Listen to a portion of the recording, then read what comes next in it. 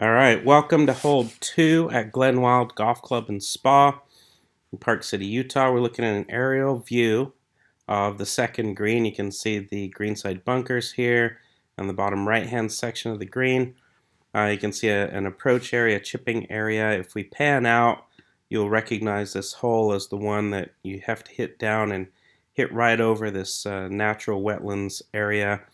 This captures a lot of golf balls for people. It's a tricky hole, number 2, and what we're going to talk about in this video is really how to make it less difficult. Okay, so we're going to use our Strakaline green reading book to help us with that. So I'll flip to that screen and I'll go over the colors real quick for you again. Down here is your guide from 0 to 2% of slope is your light blue colors. 2 to 4 is green, 4 to 6 is a red and an orange, and then 6 and above really is this pink section. As we talked in previous videos, holes will be cut in the blue and green section, sometimes red, but very rarely into orange and pink. I'm using highlighter markers here to help describe things. This box up top here is a 20 by 20 yard space. The reason why we did that is because that's a 60-foot proximity to hole margin. The best player in 2019 averaged just over 28 feet, so we're doubling that for our average golfer just to put some perspective. These circles, as I drop in here, are typical hole locations. So if we find the blue section back here, all right, that's going to be our least amount of slope. So we would definitely put one on the blue section there. Sometimes right here in this green section. And then the other two are typically kind of right here and here, right? So if those are typical hole locations, and we can move, anywhere in here in the red section, we can kind of get into this space. But really, if you look at it, this green complex really is only going to have about 4 hole locations right here.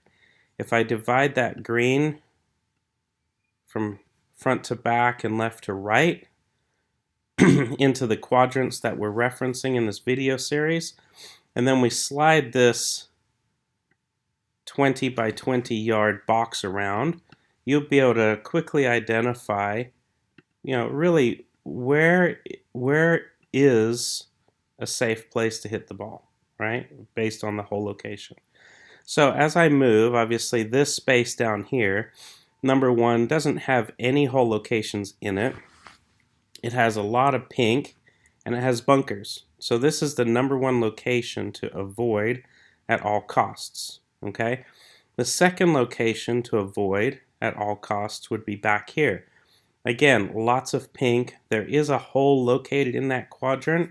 However, if you look at how the green slopes, you definitely don't want to be short-sighted and above the hole on this side of the green.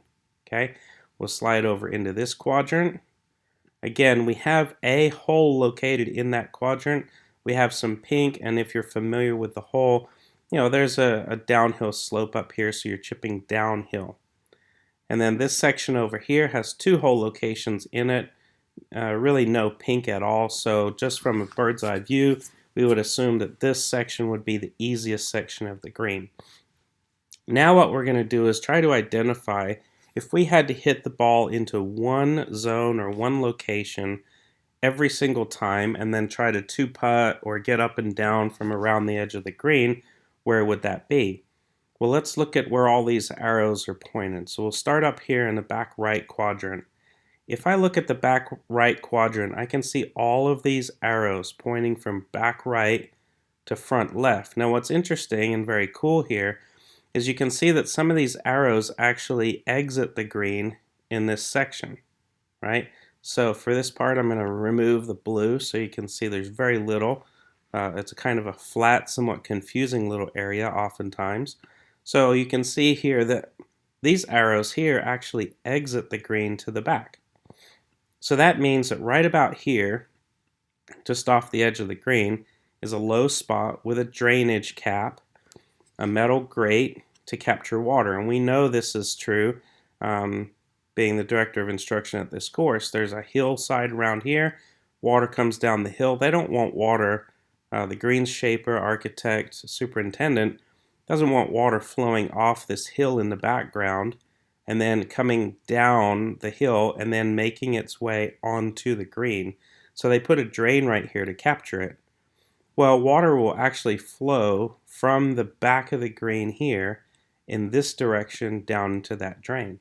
Okay, so if you're chipping from this area back to this whole location in the blue section, you're actually going to be chipping slightly uphill. So let's continue to take a look at the rest of the green.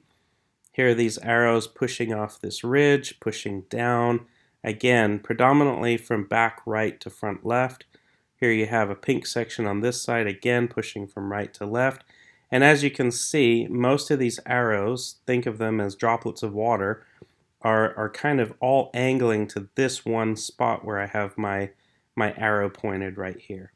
So if I had to pick one location or one area in this entire green space that I would want to hit my golf ball every single time onto hole 2, it would be right there. So what I'm going to do is go over here, drop a Glenwild loop-in right here, and then this becomes what we call our safe zone.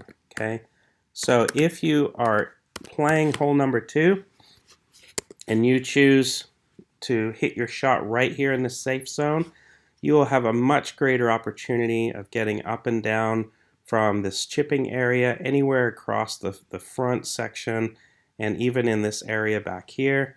It's a much easier chip to any hole location on the green than really chipping from anywhere else.